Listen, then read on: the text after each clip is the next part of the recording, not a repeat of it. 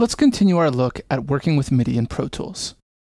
We can add global key changes to Pro Tools so we don't have to transpose every single region in a song.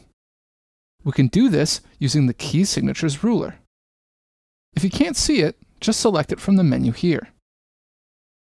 There it is. We can see right now the key is set to C major.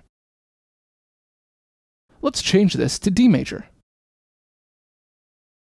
Let's expand it here with this little button, just so we can see things a little nicer. And let's set our cursor right back at bar 1, beat 1 here. Hit the little plus button. The key change window pops up. Let's select, as I said, D major here. Along the right-hand side here, we can choose where to place the key change and whether or not to snap the key change to a bar. Let's just leave these settings as they are for now. In order to change the pitch of MIDI or instrument tracks, Edit Pitch Tracks needs to be checked. We'll talk about what pitched tracks means in a few minutes. When it's checked, a few more options open up. In order to change the MIDI regions, make sure Transpose is checked. We can then choose whether to transpose up to the key or down to the key change. Your choice here really depends on what key the song is currently in. It's always best to choose the option that will get you to the new key faster. That way it'll sound a lot more natural. Let's just stick with up. We can then choose whether to transpose diatonically or chromatically. Let me just quickly explain the difference. When you're transposing chromatically, Pro Tools will look at the interval or distance between each note. And when it transposes, it will keep this distance the same. This is changing the notes to the scale of the key you selected. When we're transposing diatonically, it means that Pro Tools is keeping the song in the same scale or key and just changing the intervals. It's sort of like changing chords in a rock song. You're still playing in the same key, you're just moving to a different chord. This is probably what you're going to want to use most of the time.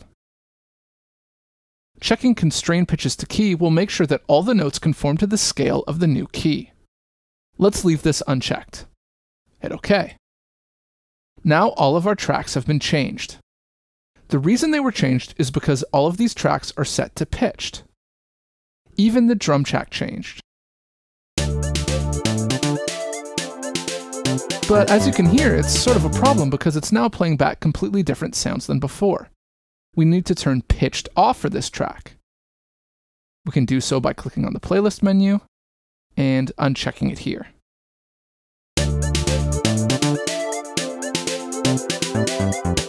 It's still affected because we unchecked it after we did the key change. So let's hit undo to set it back to C major. Make sure pitched is still turned off. Let's go back to D major. And there we go.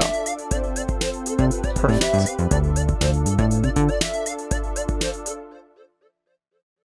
We can edit MIDI events in even more detail using the MIDI event list. To open it, just go to the window menu and select it here.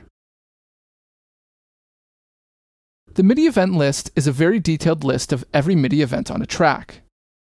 You can change the track you want to look at using the selector in the top left-hand corner.